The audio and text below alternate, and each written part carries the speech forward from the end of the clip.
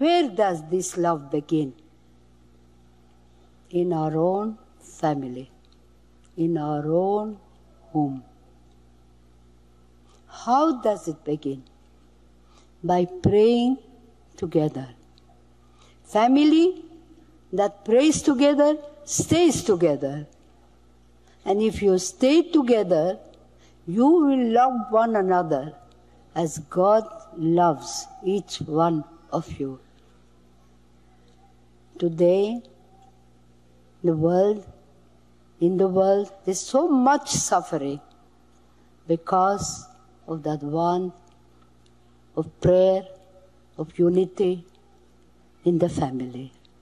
So today, when we are together, let us make one strong resolution that we will bring prayer in our family, that we will teach our children to pray and pray with them.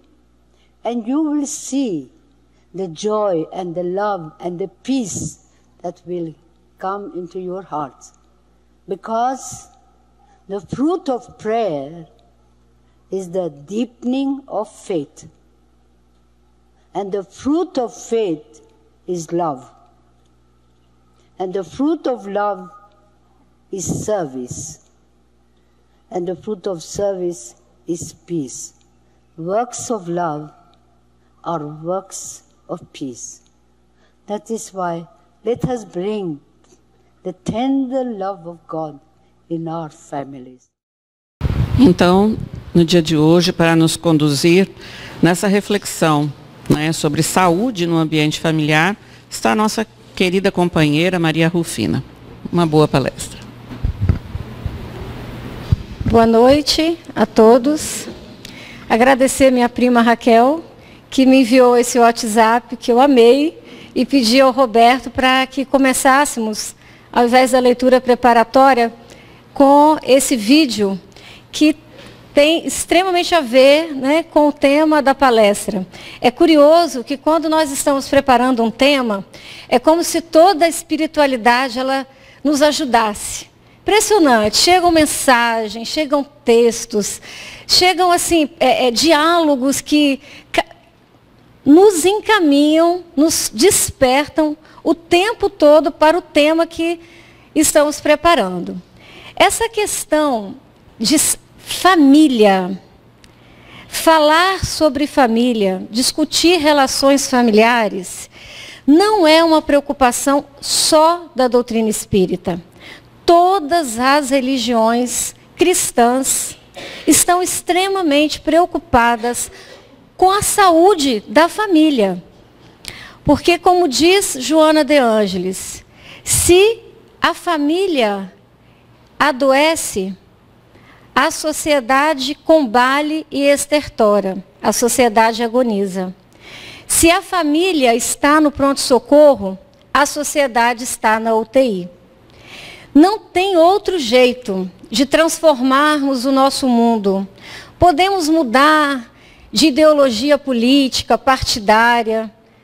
O mundo só vai melhorar a partir do momento que nós tivermos mais êxitos enquanto pais, enquanto mães, enquanto educadores dentro da nossa família.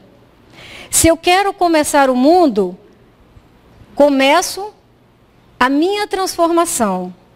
Se eu quero uma sociedade justa, honesta, amorosa, eu tenho que começar na minha família. Saúde no ambiente familiar. Para começar, nós sempre partimos da nossa base doutrinária.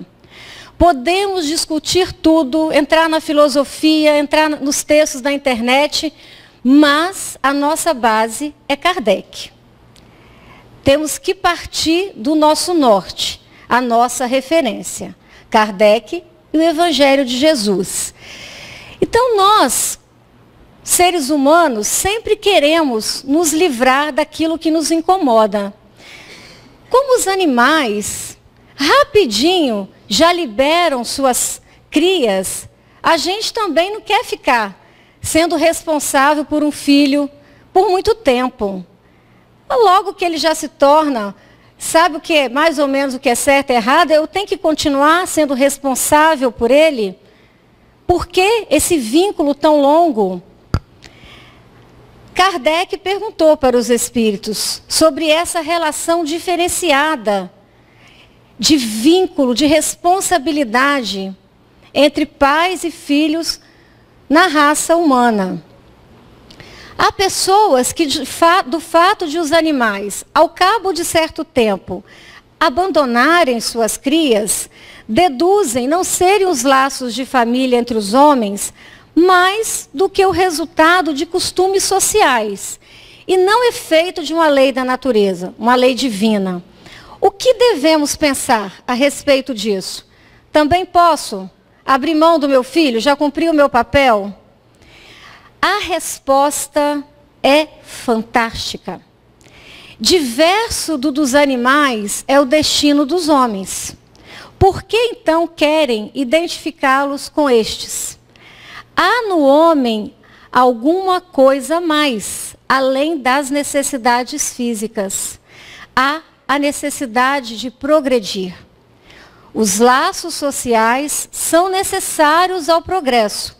E os laços de família mais apertados tornam os primeiros. Eis porque, o segundo, os laços de família constituem, sim, uma lei da natureza, uma lei natural, uma lei divina. Quis Deus que, por essa forma, os homens aprendessem a amar-se como irmãos. Se nós não conseguirmos amar um filho que nós geramos, que saiu das nossas entranhas, como conseguiremos instituir no mundo um amor fraternal? Então, os laços de família são necessários, são a lei divina, são sagrados. E nós precisamos mantê-los firmes, apertados. Só para a gente continuar, dando tom da nossa responsabilidade enquanto cristãos e enquanto cristãos espíritas. Pergunta 695, de Livro dos Espíritos. Será contrária à lei da natureza o casamento? Isto é, a união permanente de dois seres? O casamento, uma união mais estável, é um progresso na marcha da humanidade. Tá, mas qual seria para a sociedade se não tivesse vínculo familiar, se não tivesse família? Relacionamentos fluidos, líquidos, extremamente vaporosos. Uma recrudescência do egoísmo. Então já sabemos, é necessário, precisamos cuidar, precisamos então hoje aprender, entender, cuidar melhor da saúde no nosso ambiente familiar. Nossa família, muitas de nossas famílias estão adoecendo. E hoje a nossa proposta é colocar essas relações familiares num aparelho super moderno de diagnóstico e tentar fazer um diagnóstico e elaborar uma terapêutica. Além da base doutrinária, Livro dos Espíritos, Evangelho segundo o Espiritismo, esses dois livros, todos os diálogos que estão nos slides foram tirados desses dois livros, que é a série da Joana de Ângeli, o SOS Família e a Constelação Familiar. Faz parte da série psicológica da Joana. A família é a base fundamental, sobre a qual se ergue o imenso edifício da sociedade. Não tem como erguermos um edifício alto, estável, se temos bases frágeis.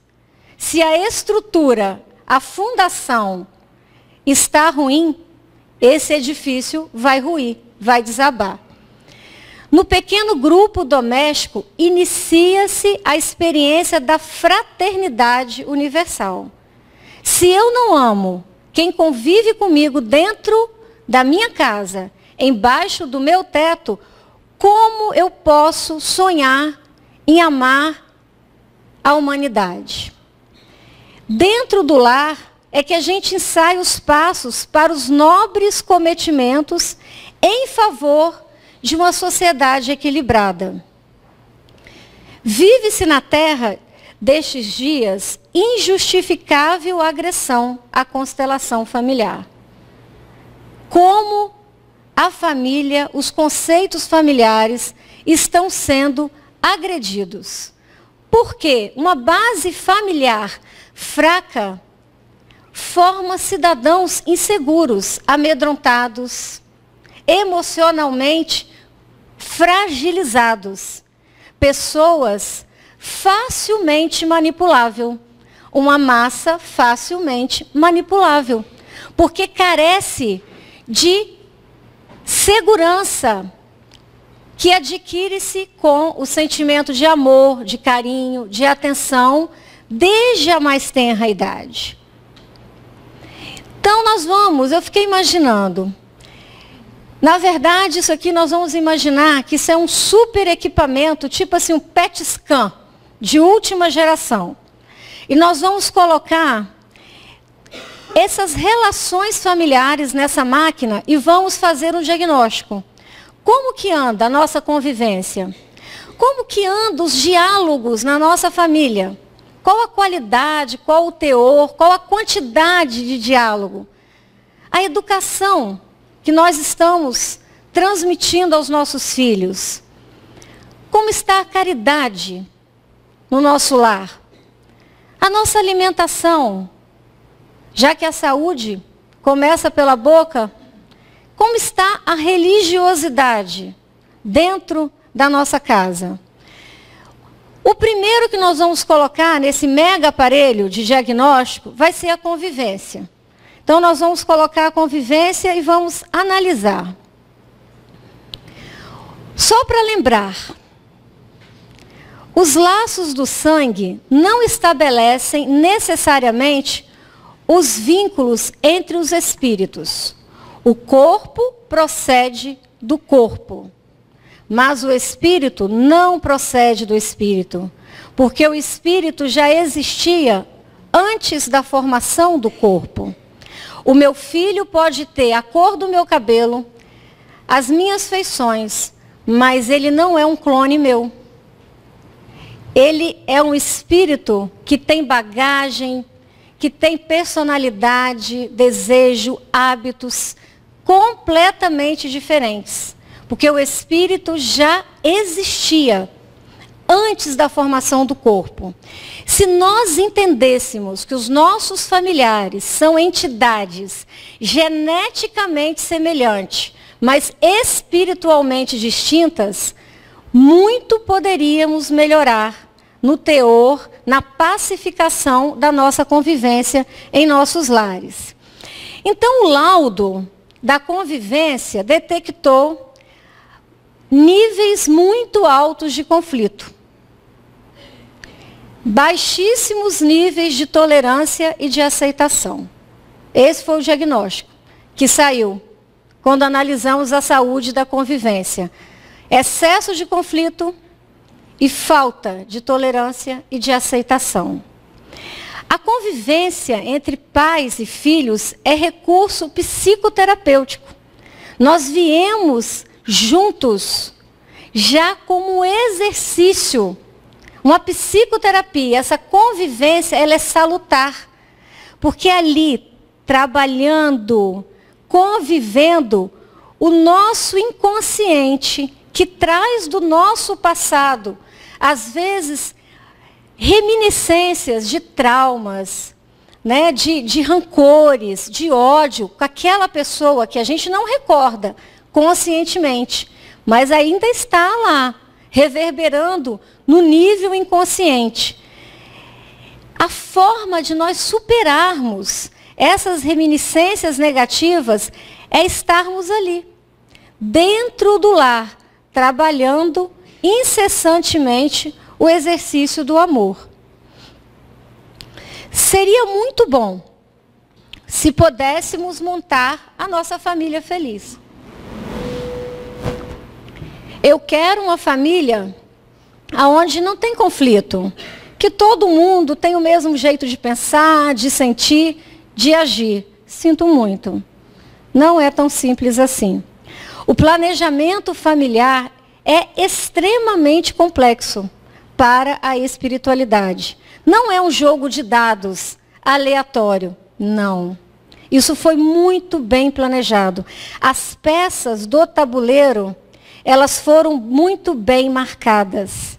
Cada um está exatamente na família que precisa estar. A Joana, ela conceitua a família como um grupo de espíritos normalmente necessitados, desajustados, em compromisso inadiável para a reparação, graças à contingência reencarnatória. Não tem opção.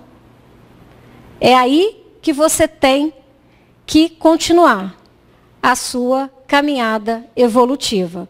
Só te resta fazer isso com êxito e sofrendo menos, ou fazer a trancos e barrancos, semeando mais dissabores para o futuro. Esse laudo da convivência, ele também detectou que entre genitores e filhos está faltando amor e respeito.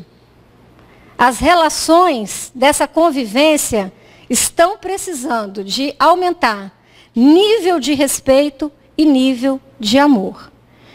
Infelizmente, a imaturidade psicológica de muitos adultos que se tornam pais e que levam esses comportamentos, infantis para dentro do lar e que querem manter, depois de casado, o mesmo estilo de vida antes de constituir a prole, isso é uma grande fonte de desajuste.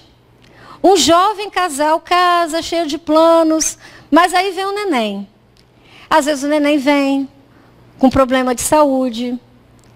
Precisa dos dois. Não dá para um falar, estou muito estressado. Hoje eu vou ficar no happy hour tomando a cerveja. A mulher que segura a barra lá em casa. Não é assim. Os dois assumiram um compromisso de constituir uma família. É preciso mudar os velhos hábitos. Se eu quero casar, se eu quero ter filho, isso vai implicar em mudanças. Eu vou ter que reestruturar o meu círculo de amizade, os meus hábitos. Ninguém vai viver só em função também do casamento, não. Mas precisam se passar por ajustes. Esses hábitos, esse comportamento. Não dá para casar, ter filho e curtir a vida como se fosse solteiro. Por outro lado, ser filho é uma oportunidade de aprendizagem para se tornar genitor.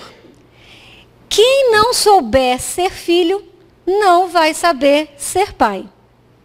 Se hoje eu não aprendo a obedecer, se eu não aprendo a ter noção de respeito, de hierarquia, que dentro do lar existe uma hierarquia, os mais maduros são mais sábios, têm mais experiência de vida. Não são os donos da verdade, mas têm mais conteúdo. Eu sou mais jovem. Será que o meu pai, minha mãe, as pessoas que mais me amam nessa vida, estão falando isso? É porque me querem bem. Eu poderia prestar atenção, ouvir um pouquinho mais. Então, precisamos exercitar essa postura de filhos. Estar mais atento, assimilar mais o conteúdo passado pelos pais, a obediência, a compreensão. Somos individualidades. E esquecemos que o respeito ao livre-arbítrio daqueles que são componentes da nossa família é primordial para que possamos conviver. Existe muita diferença entre viver, nos tolerarmos e conviver. Conviver, harmonia, troca. Eu já trouxe esse slide aqui numa palestra anterior. Vejam bem, eu queria muito uma imagem que traduzisse essa ideia da aceitação. Por mais diferente que o meu filho seja de mim, ele é meu filho. E eu tenho que amá-lo e aceitá-lo. Se os animais são capazes de receber no seio, amamentar uma raça diferente, de uma cor completamente diferente, não é possível que nós não consigamos acolher o nosso filho, por mais diferente, difícil que ele possa nos parecer. Nós temos que lembrar que os laços de família, favorecidos pela reencarnação, ele traz para a nossa mesa do almoço de domingo espíritos simpáticos, espíritos antipáticos, adversários, credores, cobradores. Então, aquela filha que vive fazendo rebeldia com o pai, pode ser aquela donzela do passado, que estava noiva, ia casar. Aí aquele rapaz galanteador foi lá, iludiu. Não, casa não. Vem comigo. Esse outro aí é muito chato. Vamos viver uma aventura. Aí ela larga o casamento, embarca naquela canoa furada e é abandonada. Aí ela comete suicídio e anos depois é aquela filha que, por mais que o pai tente agradar, ela está sempre brava com ele, revoltada com ele. Vai se saber o que se viveu no passado. E aquele cobrador, tudo que você tem é meu, para que eu vou trabalhar? É sua obrigação deixar essa herança para mim. Será que não era aquele irmão lá do passado, que na hora da partilha de bens foi enganado? E o irmão mais esperto ficou com toda a herança? Aí hoje tem aquele filho que está ali e acha que ele não tem que fazer nada, porque ele está ali para restituir algo que foi tirado dele. Como também nós temos aquele filho que é o bálsamo do nosso coração. Esse é minha alma gêmea. Sim, talvez vocês estão juntos, afinidades, amor, afeto, há milênios. Mas é só para lembrar. Credor, cobrador, simpático, antipático, todo mundo ali, na sua mesa, no seu almoço de domingo. Emmanuel, no livro Pensamento e Vida, ele nos diz: a família constitui o centro de nossos reflexos, agradáveis ou desagradáveis. Cada criatura está ajustada ao raio de ação que é capaz de desenvolver. Sinto muito. Você vai dar conta, porque você não foi simplesmente jogado ali. Houve um planejamento, de acordo com a avaliação dos seus talentos. Deus te deu uma família complicada, mas com certeza, desenterre os seus talentos, porque Ele também te deu as ferramentas necessárias para lidar. A família, como eu disse no início, é a unidade de medida da humanidade. Uma família feliz, crianças educadas com amor, crianças abandonadas, não só o abandono material, não, o abandono afetivo. Isso vai refletir o equilíbrio dessa sociedade na geração futura. Agora, entrando na máquina de diagnóstico, nós vamos ver os diálogos, como que estão a saúde dos diálogos familiares. Detectamos também níveis baixíssimos de conversa. A família não dialoga mais. Eu sei que hoje quase ninguém consegue fazer as refeições em casa. A gente já come na rua, cada um correndo para um lado. Mas pelo menos o café da manhã, a gente poderia se esforçar. Acordar um pouquinho mais cedo, tomar café da manhã com os nossos filhos. E de preferência, todas as circunstâncias, todos os momentos que estivermos sentados na nossa mesa de refeição, nada de eletrônico, nada de televisão. Vamos conversar. Poxa, esse menino hoje amanheceu meio virado, hein? Meu filho, o que foi? Algum problema ontem na escola? Porque se a gente não interage, não dialoga, está cada um ali no seu momento autista, com seu tablet, com seu celular, nós não nos conhecemos. Precisamos elevar o nível de conversa, o nível de diálogo dentro do nosso ambiente familiar. Eu trouxe essa fala do Papa Francisco, porque preocupação com família não é só dos espíritas. O Papa Francisco disse que é necessário cuidar da comunicação com coisas simples, porém eficazes, como conversar durante o jantar. Uma família cujos membros quase nunca fazem as refeições juntos ou não conversam na mesa, mas assistem televisão ou usam o smartphone, é uma família pouco família. Então, família que não conversa, que não lava roupa suja, que não fala um do outro ali na mesa, é uma família pouco família. Na mesa se fala e se escuta. Nada de silêncio. Nada do silêncio dos monges. Não é o silêncio dos monges. Não é um silêncio que eleva. Esse silêncio é o silêncio do egoísmo. Cada um preso no seu mundo. Cada um fica com suas coisas ou com a televisão, com o computador e não se fala. Não, nada de silêncio. E depois o Papa conclui: recuperai a conversa familiar. Então, eu acho que para ninguém aqui é impossível eleger pelo menos uma das refeições do dia e sentar com os filhos e desligar tudo quanto é eletrônico e simplesmente jogar a conversa fora um pouquinho. Falar, cada um, como foi o seu dia. Perguntar, ouvir do outro. Isso é muito importante. Isso é prevenção de doenças emocionais no seio da família. Isso é prevenção de filho delinquente, deprimido, sem referencial. Existe uma consequência dessa falta de diálogo, muito importante. Nós que atuamos na área da neurociência, a gente já está percebendo isso claramente em várias profissões. Porque dialogar exige desenvolvimento. A fala é o que o ser humano tem de mais elevado, filogeneticamente.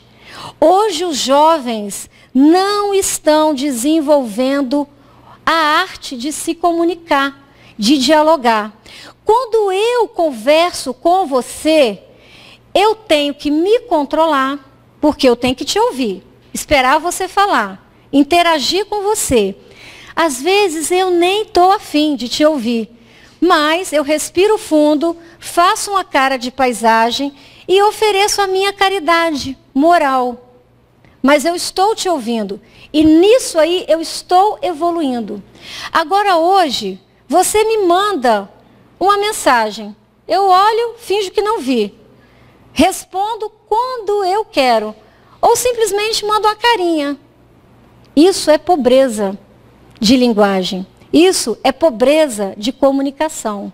E aí o que estão acontecendo com esses jovens? Emoções pouco desenvolvidas. Hoje, as gerações mais novas não conseguem extrair de um paciente o sintoma dele. Porque ela não sabe falar. É só ir lá e acha que tudo está no PubMed. Tudo está no Medline. Não sabe conversar com o doente. Não sabe ouvir o doente. E não sabe diagnosticar e nem tratar. O que é isso? Aonde começou esse problema? É culpa da faculdade de medicina? Não. É culpa da sua mesa de café da manhã, de almoço e de jantar. Aonde você contribuiu para assassinar o desenvolvimento da linguagem, da comunicação do seu filho. E a educação? A educação também é um desafio. Na educação, o diagnóstico foi curioso. Primeiro vamos trazer essa falinha aqui do Evangelho.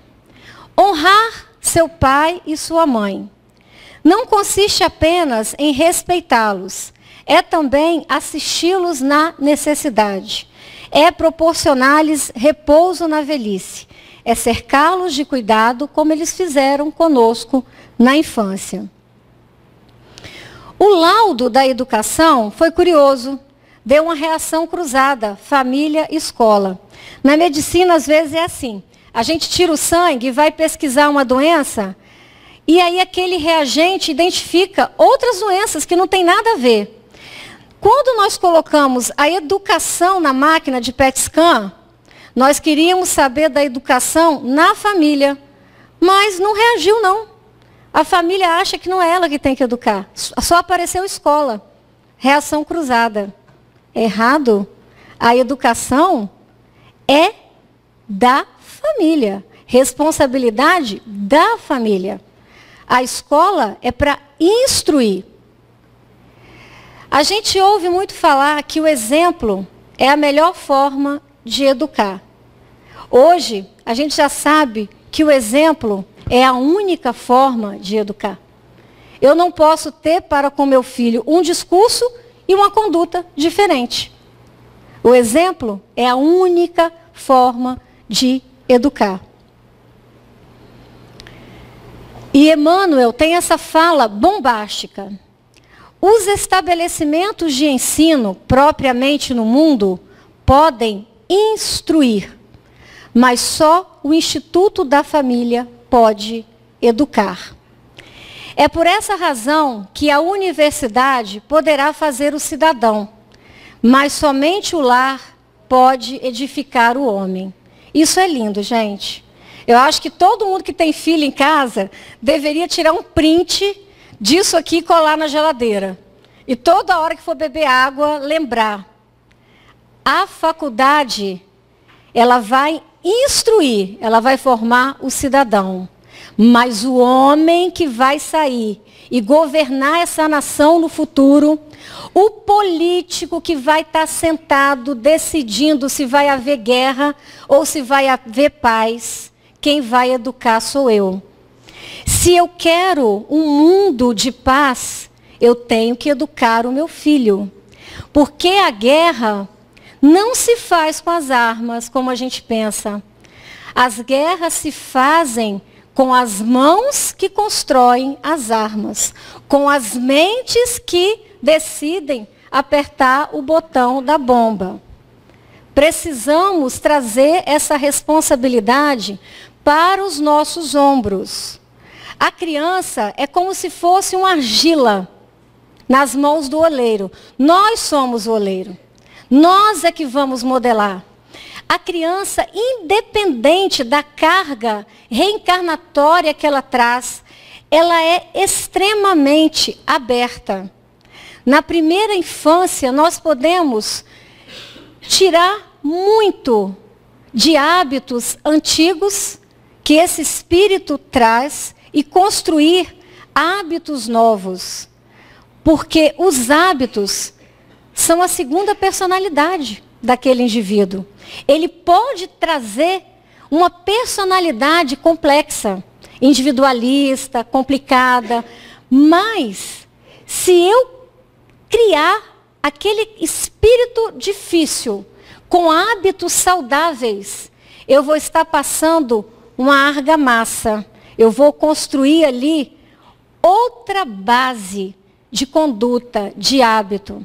Achei essa fala da Joana muito interessante. Os hábitos são a segunda natureza. Cuidado com os hábitos que você está cultivando no seu filho ou com os maus hábitos que você não está podando no seu filho. Outra coisa, precisamos educar os nossos filhos e desarmá-los de sentimentos inferiores. Porque se desarmamos os nossos filhos de sentimentos extremamente nocivos, de individualidade, né, de individualismo, de competitividade extrema, nós vamos desarmando o mundo. Porque às vezes a arma mais perigosa é essa que a gente começa a cultivar muito cedo nas crianças. Você tem que ser o primeiro. Não, você tem que vencer de qualquer jeito. Eu quero um diploma da melhor universidade. Nós estamos, às vezes, colocando mais do que deveríamos. Ou estamos cobrando de uma forma errada. Queremos que o nosso filho tenha êxito, que ele vença na vida, mas não precisamos ensiná-lo a pisar na cabeça do coleguinha para vencer a competição. Não é assim? Meu filho, o importante é você competir, é você participar. A medalha de bronze, de prata, para mim ela tem o mesmo valor que a de ouro. E se não teve medalha, que bom que a sua equipe foi, competiu, ano que vem vai ser melhor. Às vezes a criança fica desesperada, que ela vai chegar em casa e o pai vai ralhar com ela porque a nota não foi o coeficiente que ele queria. O resultado da Olimpíada não foi a medalha de ouro. Pense bem no cidadão de amanhã que vai estar sentado numa mesa discutindo o futuro da nação, da humanidade. O que você está ensinando para ele hoje? Desarme o seu filho de sentimentos inferiores hoje, que amanhã a humanidade estará desarmada de tantas armas maléficas e letais. A doutrina espírita nos esclarece sobre a importante função educadora e regeneradora da família no processo da edificação moral do homem. Então, nós espíritas, nós temos uma mente uma visão um pouco mais ampliada disso, de aceitar a diferença, de entender as complexidades dos relacionamentos. Então, a família é a base da proposta de educação da humanidade. Passa pelo lar a formação do homem como ser espiritual. Ele só vai sair daqui melhor espiritualmente com o conteúdo de amor, de moral, que ele aprender dentro de casa. Não é o diploma universitário que vai trazer isso. Educar para ser, conhecer, fazer e conviver. Porque não adianta o meu filho ser um gênio se ele não consegue conviver com ninguém. Ele passa por cima de todo mundo. É só a opinião dele que serve. Eu sou o melhor e eu falo e ninguém mais pode falar. O que adianta? Então é educar para ser, para conhecer, para fazer e para conviver, para interagir. Outra fala interessantíssima. Educar para a coragem. Esse capítulo eu achei formidável. É muito difícil hoje para nós pais, num mundo violento como nós vivemos, a gente assim, deixar os nossos filhos caminhar sozinho. A gente não deixa ir na esquina, na padaria sozinho comprar um pão, que a gente tem medo de parar um carro, jogar um menino dentro, sequestrar. Temos que ter cuidado no quanto medo nós estamos transmitindo para os nossos pequenos. É um medo real.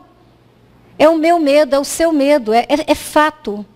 Mas nós precisamos educar os nossos filhos para serem corajosos, para vencerem os medos. A coragem, ela alia a razão com a emoção.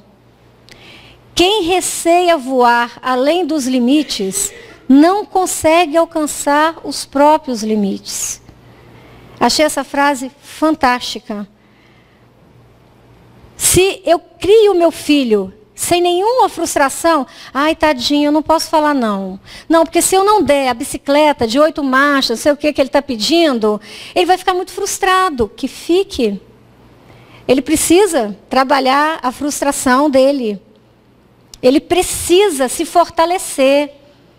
Ele precisa se fazer forte e ter coragem para ir buscar aquilo que ele precisa.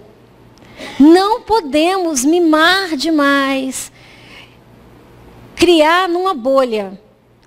Talvez esse seja o aspecto mais difícil, pela dificuldade que nós temos fora do lar, não dentro do lar, pela violência que nós temos fora. Mas precisamos, eu recomendo que vocês, esse livro, Constelação Familiar, vocês encontram o PDF gratuito na internet. Esse Educar para a Coragem, acho que é o capítulo 14. É excepcional, porque dá uma dimensão que talvez a gente não perceba.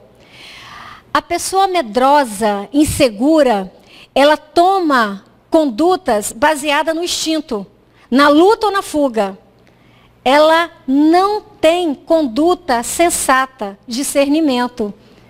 E isso é verdade. Quando você educa o seu filho com coragem, ele vai defender os ideais dele, ele vai lutar por aquilo que ele acredita, e ele vai se esforçar, não vai desistir no primeiro obstáculo. Ele vai ter comportamentos mais equilibrados. Ele vai conseguir aliar a moral e o intelecto de forma mais equilibrada. O medo paralisa, impede o crescimento moral e intelectual. Como? Eu não sei. Cada um de nós vai ter que fazer uma avaliação de onde nós moramos, qual é o raio de ação, de circulação dos nossos filhos, mas também precisamos deixá-los absorver menos essa sensação de medo e de insegurança. E a caridade? Agora a caridade vai para o diagnóstico. O laudo da caridade foi indetectável.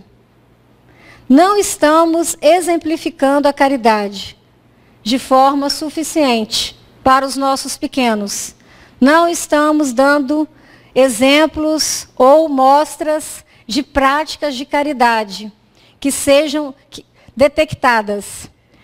A melhor forma de começarmos a prática da caridade é em nosso lar, através da compreensão, da paciência e de muito amor.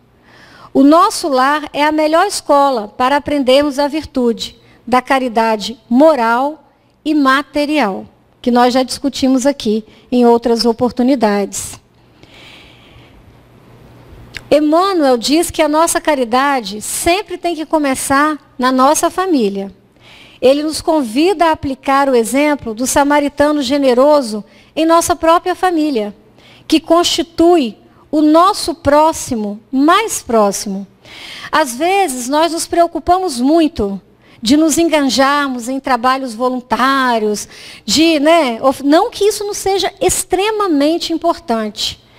Mas, às vezes, na nossa família, tem um sobrinho, um filho de um primo, que está morrendo de vontade de fazer um curso profissionalizante, fazer uma faculdade, e que nós não temos o esclarecimento de juntar ali meia dúzia de tio e fazer uma caixinha, pagar o curso para esse menino, sabe? Ajudar na mensalidade da faculdade. Então, cadê o nosso senso de caridade com aqueles que estão tão próximos de nós e que nós poderíamos ajudar e poderíamos modificar a vida dele, o núcleo familiar dele, se nós estivéssemos atentos a isso. Mas, às vezes, o nosso olhar para a caridade, ele está tão longe que a gente esquece o próximo, mais próximo, que está ali no nosso seio familiar. Disse André Luiz: honre a caridade em sua própria casa, ajudando em primeiro lugar aos seus próprios familiares, através do rigoroso desempenho de suas obrigações, para que você esteja realmente habilitado a servir no mundo e à humanidade, hoje e sempre. É outra fala também para colar na geladeira, né? Maravilhosa.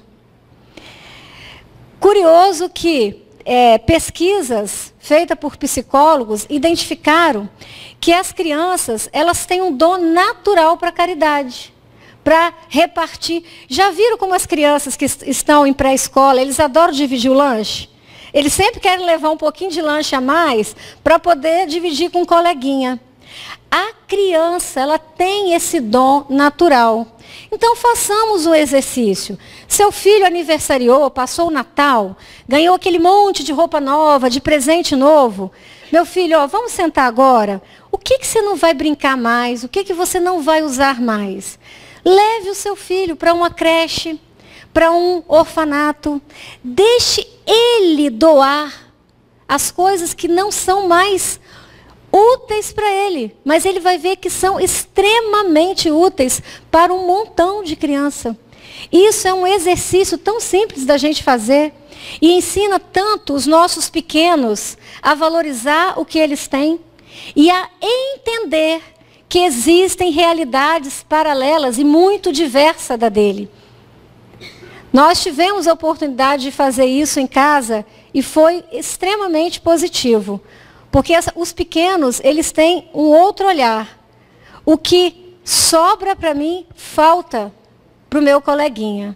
Mas se você não tirar o seu filho da redoma, não levar e mostrar para ele outras realidades, como que ele vai entender, como que vai brotar nele esse sentimento da caridade, de dividir, de auxiliar, de doar o que sobra.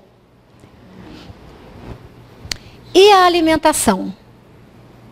Outro problema. A alimentação no nosso ambiente familiar. Amai, pois, vossa alma, porém cuidai igualmente do vosso corpo, instrumento daquela. Desatender às necessidades que a própria natureza indica é desatender a lei de Deus. O laudo da alimentação detectou muito excesso e pouca qualidade. Come-se muita coisa, totalmente desprovida de conteúdo nutricional, de qualidade nutricional, quantidade de mais, qualidade de menos. Sabemos que, hoje em dia, a nossa desculpa, não temos tempo. Tempo é uma questão de prioridade. Se eu priorizo a minha saúde, eu vou fazer uma marmitinha. Hoje é chiquésimo levar a sua marmitinha para o seu trabalho. Até minha filha quer levar marmita para a escola. Agora estão nessa moda de levar marmita. Cada um faz o seu lanche, que nutricionalmente correto, e leva para comer na escola, para não comer aquelas coisas da cantina, cheio de gordura, cheio de fritura. Olha a consciência desses pequenos. Dá trabalho para a gente, dá trabalho. Ir atrás de feira orgânica, comprar os alimentos da estação. Gente, vamos aprender a comer o que tem na estação. Se tem uma coisa fora de época e está bonita demais, com certeza ela não é saudável. Porque ela se tornou bela às custas de muito agrotóxico, de muito veneno. Então, o que tem na feirinha orgânica da época? Vamos adequar o nosso cardápio a isso. Não tem outro jeito. Diabetes, obesidade e hipertensão estão liderando o ranking. Todo mundo aqui, se a gente for fazer um check-up, a partir de uma determinada idade vai ter uma dessas três.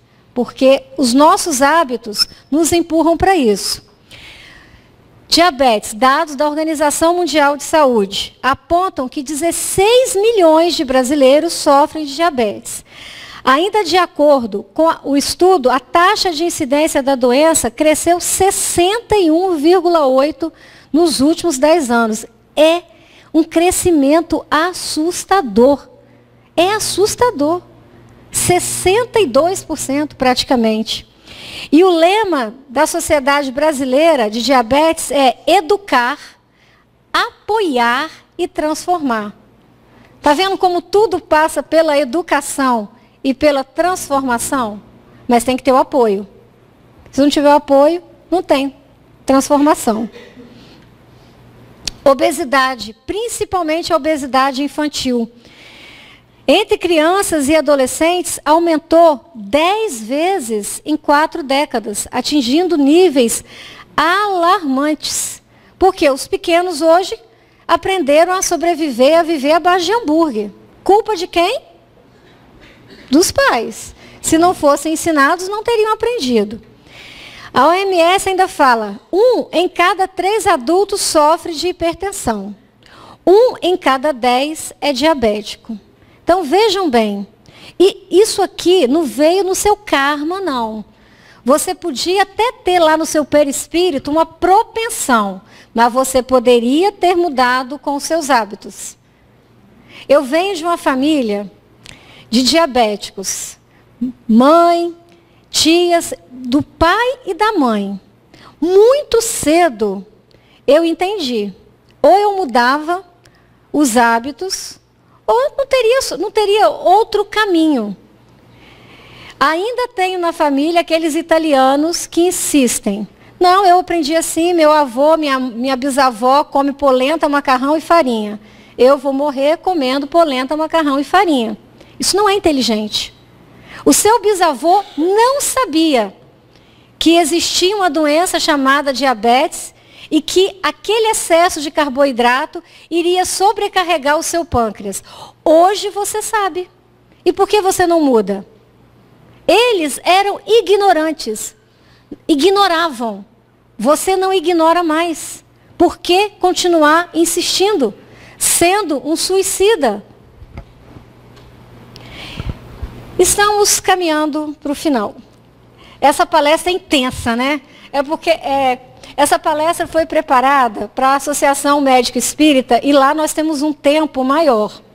Hoje eu tive que acelerar um pouquinho mais porque eu não queria cortar nada da palestra, mas eu tenho que condensar dentro do nosso tempo. Mas nós já estamos acabando. Nosso último item, nós vamos analisar como que anda a saúde da religiosidade no nosso ambiente familiar. Quem vai entrar na máquina agora de PET scan é a religiosidade. Estamos ensinando aos nossos filhos que ter tempo para a espiritualidade é tão importante quanto ter tempo para a intelectualidade? Estamos separando na agenda dos nossos filhos, no meio das aulas de ginástica, natação, inglês, judô, enfim. Estamos separando 1 horinha semanal para evangelização, para a mocidade. Estamos fazendo eles crescer, aprendendo que, assim como ele tem tempo para tudo na vida dele, pelo menos uma vez por semana tem o tempo de discutir assuntos do espírito. Ponto final. Isso não se discute. Você tem tempo para tudo? 1 horinha, 7 dias por semana? Estão conseguindo encaixar na agenda dos filhos de vocês? Buscai primeiramente o reino de Deus e a sua justiça, que todas essas coisas vos serão dadas por acréscimo. Sabe o que dói na gente? Que nos faz ter a exata noção da nossa pequenez e do nosso atraso, é que tudo que eu falei aqui, o Evangelho nos norteia a buscar um caminho equilibrado. Tem 2000 anos e nós ainda não conseguimos colocar na nossa cabeça esses valores do Evangelho de Cristo. Vocês perceberam que eu fui colocando trechos do Evangelho em cada fala? Existe para todas essas patologias, todos esses problemas diagnosticados, existe um tratamento, existe uma medicação eficaz. Bem, a religiosidade também está indetectável.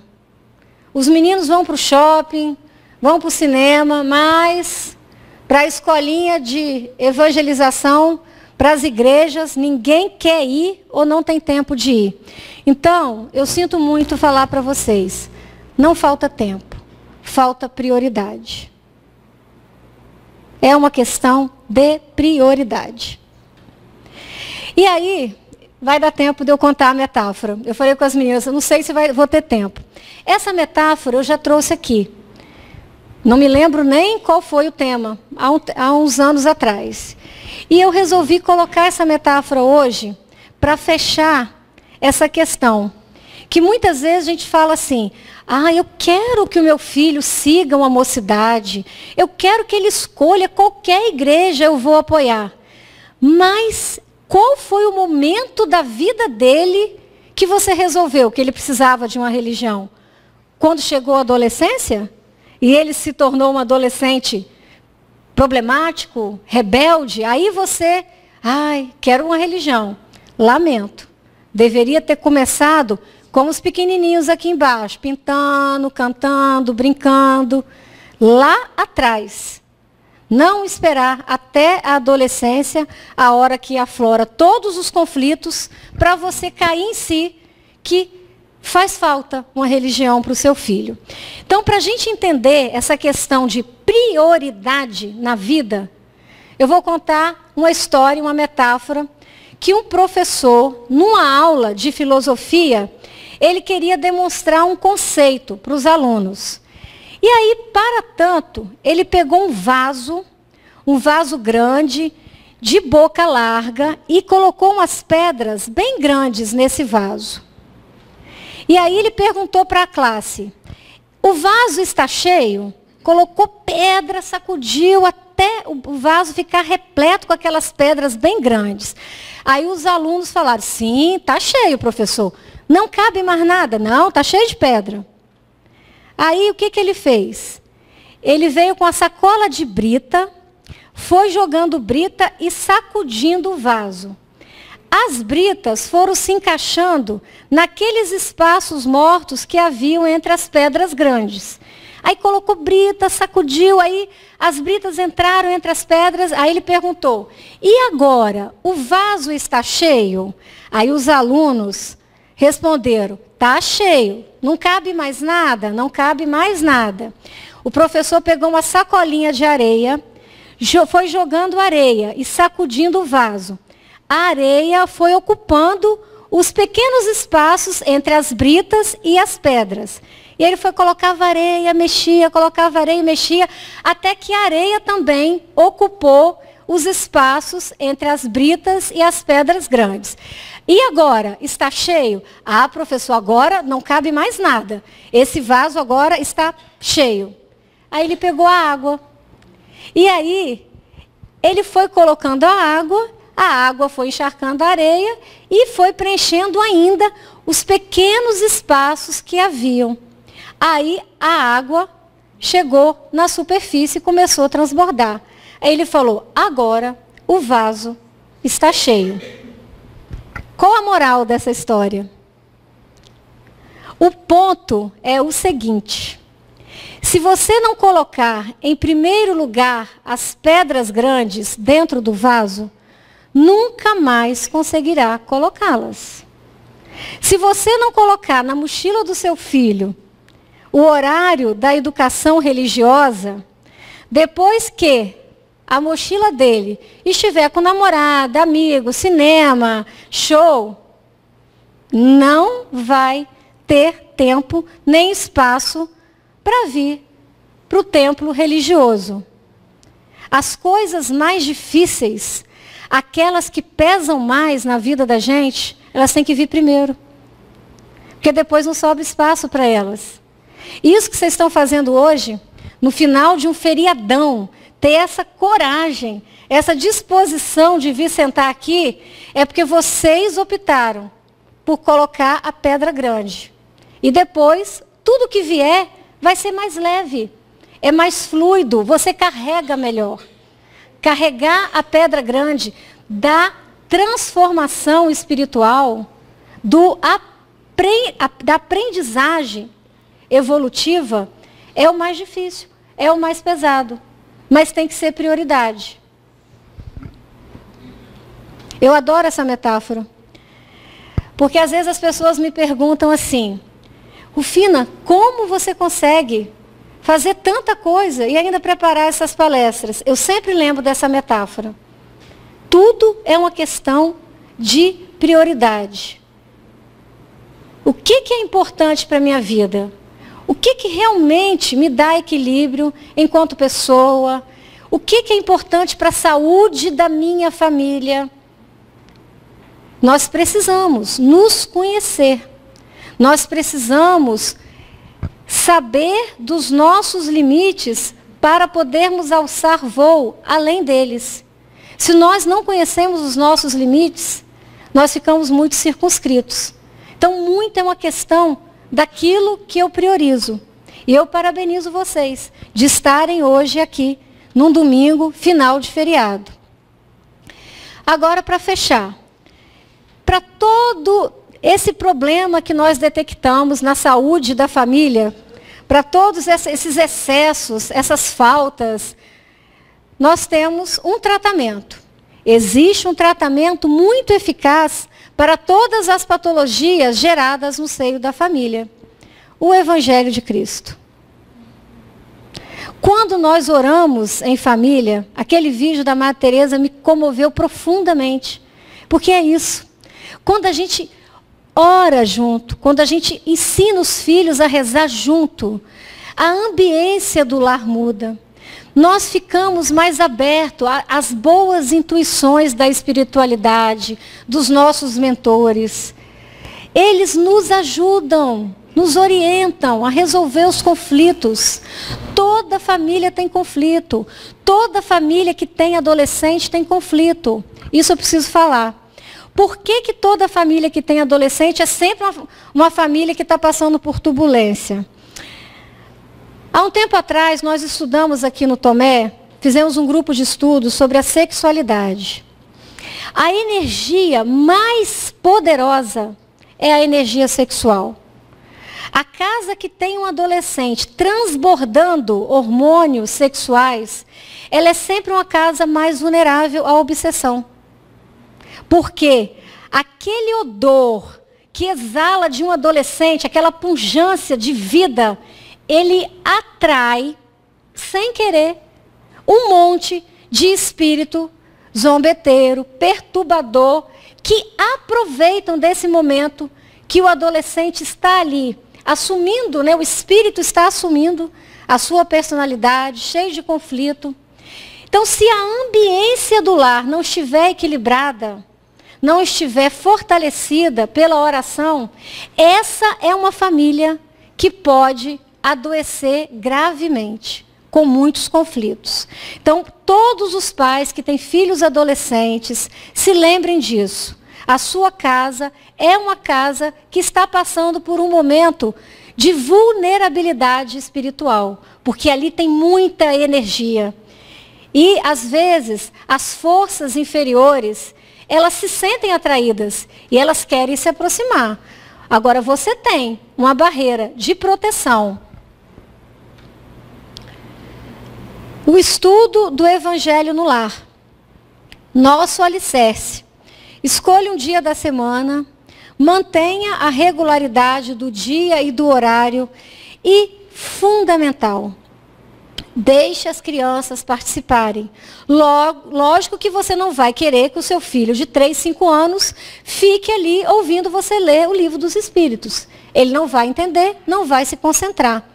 Comece o culto no lar com a leitura para as crianças. Se é bem pequenininho, pega um desenho, imprima lá na internet de Jesus, a manjedoura, conte a história do nascimento de Jesus, pegue outro desenho dos apóstolos, das parábolas, conte uma historinha e fala, agora você vai sentar aqui e vai pintar, que papai e mamãe vão estudar o Evangelho. À medida que ele for crescendo, você vai trocando os livrinhos. Tem tantos livros, o Espiritismo tem uma literatura infanto-juvenil maravilhosa. Tem o Livro dos Espíritos para a Infância, o Evangelho segundo o Espiritismo, versão toda ilustrada. Deixe as crianças participarem. À medida que ele for crescendo, você vai aumentando o grau de dificuldade. Lá em casa, nós estamos na fase já de ler Joana de Ângeles. A minha pré-adolescente já está tendo que ler Joana de Ângeles, porque já tem que pensar. na família, no respeito à família, nas relações familiares, nas prioridades. É importante que você vá num crescendo. Bem, era o que eu tinha para hoje. Aqui está toda a referência bibliográfica. Eu sei que é angustiante, filho não vem com manual de instrução. E a gente não pode montar aquela família feliz, né? Mas façamos o melhor de nós. E deixemos que Deus faça o que ainda não estiver ao nosso alcance. Que Jesus nos abençoe e nos dê uma excelente semana.